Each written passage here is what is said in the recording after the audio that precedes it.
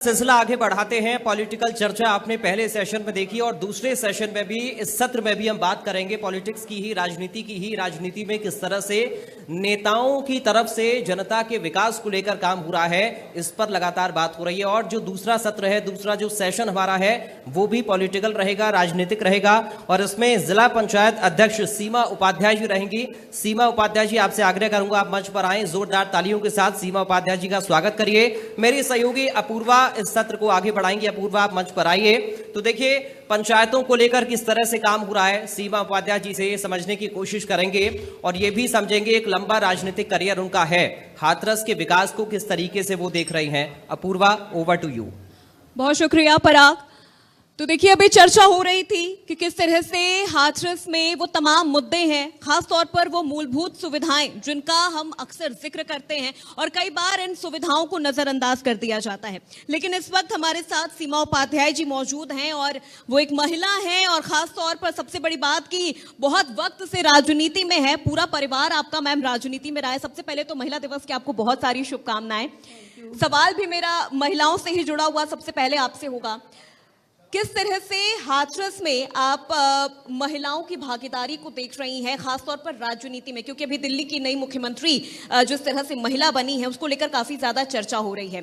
तो एक महिला होने के नाते राजनीति में महिलाओं की भागीदारी को आप किस तरह से देख रही हैं? देखिए, हमारे हाथरस में महिलाओं का साम्राज्य है। हमारी विधायक भी यहाँ से महिला हैं, जिला पंचायत अध्यक्ष हम भी महिला हैं जी। और बहुत सारे हमारी अधिकारी भी हैं, ज़्यादातर महिलाएं। कल महिला दिवस पर हम सब लोग ने मिलकर एक कार्यक्रम किया था जो बहुत सफल और बहुत सही रहा, जिसमें हमने बहुत सारे प्रधानों को, आंगनबाड़ी, आशा कार्यकर्त्रियों को आमंत्रित किया था। उनके ने जो सेवाएं दी थी उनको हमने प्रोत्साहन दिया था जी। तो महिलाएं तो हर क्षेत्र में आगे बढ़ रही हैं और हमारे देश के प्रधानमंत्री जी भी महिलाओं की प्रतिभाएं आगे आएँ।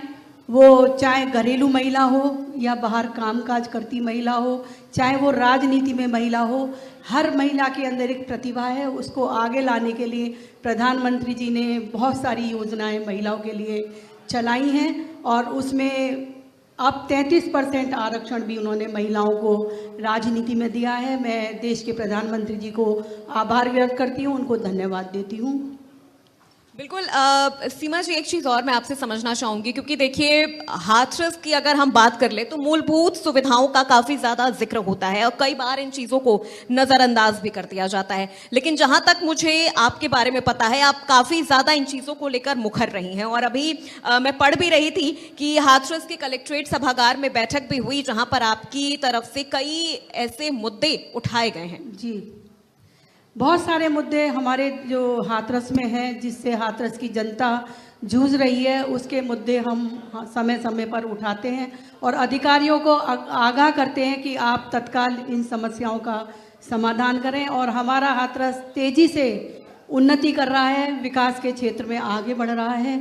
और मैं जिला पंचायत अध्यक्ष होने के नाते मैं ग्रामीण क्षेत्रों में ज़्यादातर काम कराती हूँ।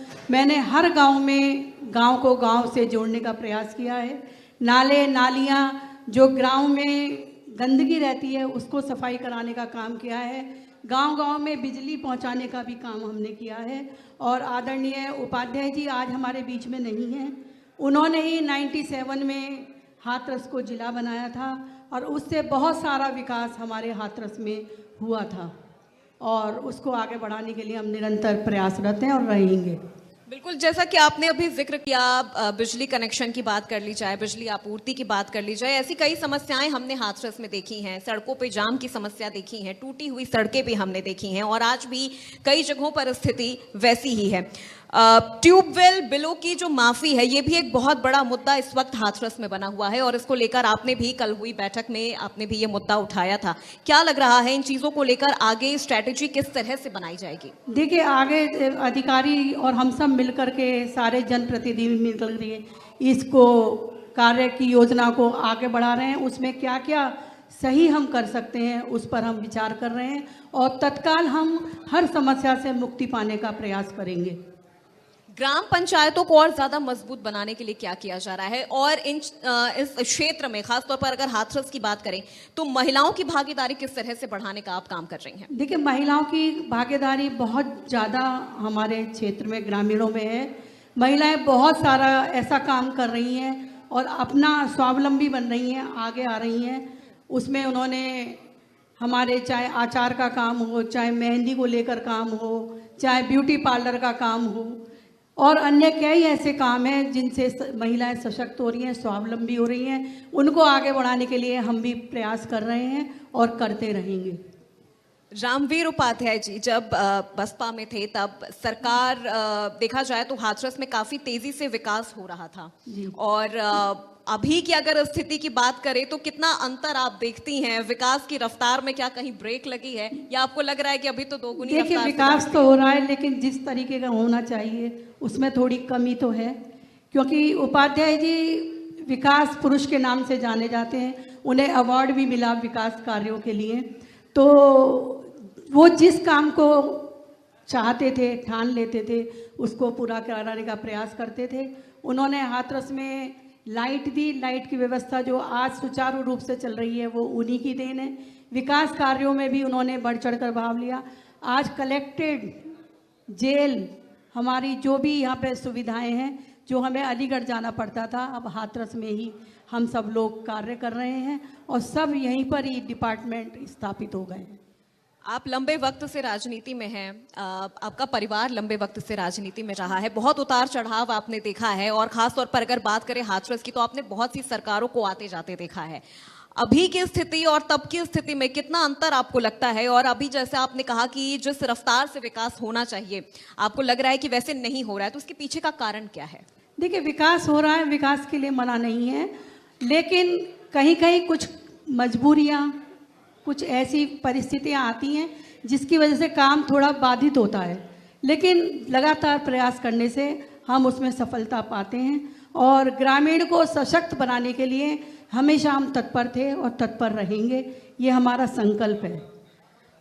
जिक्र साल 2025 की करें तो देखिए अभी ज्यादा वक्त बीता नहीं है, 2 महीने ही बीते हैं 2025 में, और आगे क्या रूपरेखा रहने वाली है हाथरस के विकास को लेके, हाथरस के विकास के रफ्तार को लेके खास तौर पर वो विजन क्या रहेगा आपका? जी, विकास कार्यों में हम सब लोग मिलकर आगे बढ़ रहे हैं और बढ़ते रहेंगे। आने वाले समय में भी जो भी कठिनाइयाँ, जो भी बाधाएं हैं, हम अपने उत्तर प्रदेश के मुख्यमंत्री जी से मिलकर के उसके समाधान के लिए उनसे हम बात करेंगे, वार्ता करेंगे, और बहुत जल्द हम अपनी सड़कें हों या कोई भी विकास काम हमारा है उसमें हम उनकी भागीदारी सुनिश्चित कराकर उसको पूरा करेंगे। कई बार सीमा जी, जनता की शिकायत होती है कि मंत्री आते हैं, नेता आते हैं, वादे करके चले जाते हैं, दावे करके चले जाते हैं, और बाद में फिर वो मंत्री हमें नजर ही नहीं आते हैं। लेकिन हमने आपके बारे में एक चीज ये गौर की है कि आप वादे भी करती हैं, दावे भी करती हैं, और बाद में आप नजर भी आती हैं, आप मिलती भी हैं जनता के बीच में, आप जाती भी हैं। क्या प्रभाव देखने को मिलता है इन? देखिए, जनता का प्यार, सम्मान हमें मिलता है। हम जहाँ भी जाते हैं लोग सम्मान देते हैं, प्यार देते हैं, केवल इसीलिए कि हम उनके सुख दुख में, उनके विकास कार्यों में हमेशा साथ रहते हैं। हम प्रयास करते हैं कि उनके हर सुख दुख में खड़े होकर के हम उनकी मदद करें, और जो भी उनके विकास है, जो भी वो हमसे कामना करते हैं, वो हम पूरा करने का प्रयास करते हैं। यही कारण है कि जनता का प्यार, सम्मान हमारे साथ है। जनता का प्यार आपके साथ है, सम्मान आपके साथ है, मूलभूत सुविधाओं का भी अभाव सीमा जी कई जगहों पर हमें नजर आता है। खासतौर पे अगर हम ग्रामीण क्षेत्रों की बात करें तो अभी भी बहुत सारी चीजें, खासतौर पर स्ट्रीट लाइट की व्यवस्थाएं, कई ग्रामीण इलाके हाथरस में ऐसे हैं जहां पर हमें नजर नहीं आते हैं, होते हैं तो खराब होते हैं। तो इन चीजों को लेकर क्या जिम्मेदारियां अलग अलग बांटी गई हैं। जैसे हमने बिजली का काम, गाँव में बिजलियाँ दी, लेकिन उसके रखरखाव की व्यवस्था प्रधानों की है, वो प्रधानों के अंदर चली जाती हैं। बहुत से काम ऐसे हैं कि हम गांव के अंदर नहीं कर सकते। हमारा काम एक गांव को दूसरे गांव से जोड़ना है, और जो गांव का बाहर का मार्ग होता है, परिक्रमा मार्ग बोलते हैं, उसको कराना है। तो हमारे उसमें जो भी कुछ आता है जिला पंचायत की कार्य योजनाओं में या उनके नियमों में, हम उन्हीं कार्यों को पूरा कर पाते हैं।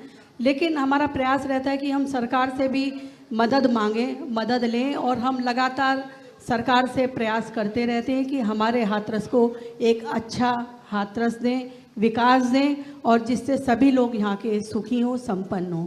सरकार का आपने जिक्र किया, कितना पॉजिटिव रिस्पांस आपको लगता है कि आपके लिए या हाथरस के लिए सरकार का यहाँ पर नजरिया जो है वो किस तरह से है? नहीं, सरकार का नज़रिया हाथरस के लिए अच्छा है, और समय समय पर मुख्यमंत्री जी बुला करके पूछते भी रहते हैं आपको क्या परेशानी है, क्या आपके विकास में आपको चाहिए, और हम लोग सब मिलकर जनप्रतिनिधि जाते हैं, उनसे समय लेकर के उनसे बात करते हैं, वो भी हमें आश्वासन देते हैं कि हम उन कार्यों को जल्द पूरा कराएंगे। बिल्कुल, आपने कई, जैसा मेरा इससे पहले भी आपसे यही सवाल था कि आपने कई राजनीतिक पार्टियों को यहाँ आते जाते देखा है। अभी बीजेपी है, पिछले कई सालों से बीजेपी यहाँ पर है, कितना असर बीजेपी के आने के बाद हाथरस के विकास में आपको नजर आया है? देखिए, जब से हम बीजेपी में आए हैं तो विकास तो हुआ ही है, और निरंतर विकास चल रहा है, और समय समय पर कलेक्ट्रेट पे डीएम के साथ और सभी जनप्रतिनिधियों के साथ मीटिंगें होती रहती हैं विकास को लेकर के, और मुझे पूर्ण विश्वास है कि जो भी हमारे अधूरे काम हैं वो जल्द से जल्द सरकार पूरे कराएगी, और विकास कार्यों में वो अग्रसर है। गड्ढा मुक्त की सड़कें हैं, उनको भी चुस्त दुरुस्त कराने के लिए प्रधानमंत्री जी ने, हमारे मुख्यमंत्री जी ने बहुत पैसा यहाँ आवंटित किया है, और बहुत जल्द उनमें सुधार होगा। ग्राम पंचायतों के विकास के लिए क्या प्लानिंग है कि किस तरह से आगे उन्हें और ज़्यादा अपग्रेड किया जाए ताकि जनता आसानी से पहुंच सके, अपनी समस्याएं आसानी से रख सके? देखिए, मैं ऑफिस में भी बैठती हूँ, घर पर भी मैं बैठती हूँ, वहाँ पर जो भी ग्रामीण हमारे भाई हमारे से समस्या लेकर आते हैं, मैं अभी भी बैठी थी अपने कैंपस में, वहाँ पर बहुत लोग आए अपनी समस्या को लेके, किसी की नाली की समस्या है, किसी की सड़क की समस्या है, उन सबको मैंने सुना है, और अब जो गत वर्ष में हमारा बजट आएगा उसमें जो मेरे अधूरे काम है मैं उनको पूरा करूँगी। बजट का आपने जिक्र किया, पिछले वर्ष के बजट को किस तरह से पूरा किया जा रहा है? क्योंकि कई बार चीजें ये भी सामने आई हैं कि बजट का वो पूरा प्रतिशत धरातल पर नहीं उतर पाया है, वो पूरा खर्च नहीं हो पाया। नहीं, हमारा तो पूरा खर्च हुआ और ज़्यादा खर्च हो चुका है। जो अब आएगा तो उसमें हम बैलेंस करेंगे उसको, क्योंकि बहुत काम होते हैं जो अर्जेंट हमको कराने पड़ते हैं, पैसा नहीं होता तो हम करा देते हैं, जब अगली बार निधि आती है तो उसमें हम उसको एडजस्ट कर लेते हैं। तो विकास काम में तो कोई कमी जिला पंचायत की तरफ से नहीं है। आप गांव में जाएंगी तो हर जगह आप जानेंगी, समझेंगी कि जिला पंचायत एक अच्छा काम कर रही है। आने वाले बजट को लेके और क्या तैयारियां हैं कि अभी बजट आएगा, कहां कहां उन्हें खर्च करना है, क्या कमी आपको लग रही है कि आप लगातार ग्रामीण क्षेत्रों में जा रही हैं? गाँव में ज़्यादातर सड़कों की ही समस्याएं है।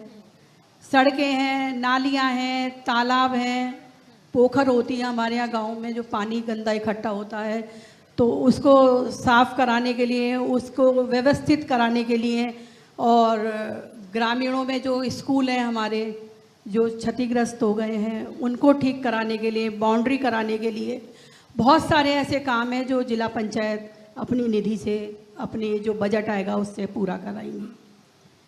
हमने ये भी जाना है आपके बारे में कि महिलाओं को लेके आप काफ़ी ज़्यादा सजग रहती हैं। महिलाओं के प्रति चाहे उनके कामकाज को लेकर बात कर लिया जाए या लड़कियों की शिक्षा को लेकर बात कर लिया जाए, किस तरह से ग्रामीण क्षेत्रों में कमी अगर है तो क्यों है और किस तरह से उन कमियों को दूर किया जा रहा है? ग्रामीण में भी लोग बहुत जागरूक हो रहे हैं। आज से 10-12 साल 15 साल पीछे जाते हैं तो गाँव में लड़कियाँ 5th क्लास तक या 8th क्लास तक स्कूल होते थे, वहीं पर ही पढ़कर रह जाती थी। लेकिन आजकल के लोग जागरूक हैं, वो अपने बच्चियों को साथ में लेकर के हाथरस कॉलेज में लेकर आते हैं, पढ़ाते हैं और उनका पूरा देखभाल करते हैं। वो भी चाहते हैं कि हमारे बच्चे पढ़कर आगे बढ़ें, हमारे देश का नाम रोशन करें, हमारा नाम रोशन बने, IAS बने, IPS बने, डॉक्टर बने, इंजीनियर बने, किसी भी क्षेत्र में जाएं लेकिन वो पढ़ लिख कर अपने पैरों पर स्वावलंबी बने। तो बहुत कुछ बदलाव ग्रामीण क्षेत्र में भी शिक्षा को लेकर के आया है और ये हमारे देश के प्रधानमंत्री जी और उत्तर प्रदेश के मुख्यमंत्री जी की ही। क्योंकि कि हमने अक्सर देखा है सीएम योगी आदित्यनाथ महिला शिक्षा, महिला सुरक्षा को लेकर काफी ज्यादा वो सजग रहते हैं। खासतौर पर उत्तर प्रदेश में ऐसे कई मामले सामने आए हैं जहां हमने देखा है कि त्वरित कार्रवाई हुई है। महिला सुरक्षा को लेकर पंचायत की तरफ से, आपकी तरफ से हाथरस में क्या चीजें नजर आएंगी या आने वाले वक्त में हमें वो चीजें देखने को मिलेंगी? देखिए, सुरक्षा को लेकर के महिलाओं के लिए जो भी संभव कार्य हैं उसमें हम बढ़ चढ़कर भाग लेते हैं। थानों में जो हमारे एसओ हैं, सीओ साहब हैं, उन सबको, कप्तान हैं, उन सबको समय समय पर अवगत किया जाता है और महिलाओं की सुरक्षा को लेकर बात की जाती है और उस पर अमल भी काफ़ी हद तक हमारे कप्तान, हमारे अधिकारी करते हैं उसको लेकर के, महिला सुरक्षा को लेकर के। पुलिसिंग व्यवस्था किस तरह से है हाथरस में? जी, पुलिस व्यवस्थाएं सुरक्षा को लेके, पुलिस व्यवस्था? पुलिस व्यवस्था सुरक्षा को लेके बहुत सजग है और बहुत जल्द वो एक्शन लेती है। अगर उनको बताया जाए कि यहाँ पर ये परेशानी है या ये तंग किया जा रहा है किसी महिला को लेकर के, या गांव में छेड़छाड़ का मामला है, तत्काल वहाँ पुलिस पहुँच करके उस पर कार्रवाई करती है और उसको संज्ञान में लेती है। सीमा जी, आखिर में एक सवाल आपसे। इंडिया न्यूज उत्तर प्रदेश उत्तराखंड के इस मंच के जरिए वो कौन से ऐसे वादे हैं, सिर्फ वादे नहीं, वो कौन सी ऐसी बात है जो आप हाथरस की जनता से कहना चाहेंगी कि 2025 में ये समस्याएं उनकी दूर हो जाएंगी? देखिए, मैं जिला पंचायत होने के नाते अपने हाथरस की जनता से कहना चाहूँगी कि हमारा परिवार पूरा हाथरस की सेवा में रहा है और आगे भी हमेशा हाथरस की सेवा में, उनके विकास कार्यों में साथ रहेगा। और मैं उत्तराखंड के इंडिया टीवी को भी बधाई देती हूँ, धन्यवाद देती हूँ कि उन्होंने हाथरस में आकर के हाथरस की समस्याओं को जाना, समझा और हमसे उसके जवाब पूछे। मैं आपको बहुत बहुत धन्यवाद देती हूँ। बहुत शुक्रिया सीमा जी, अपना कीमती वक्त हमें देने के लिए, और आप यहाँ पर आई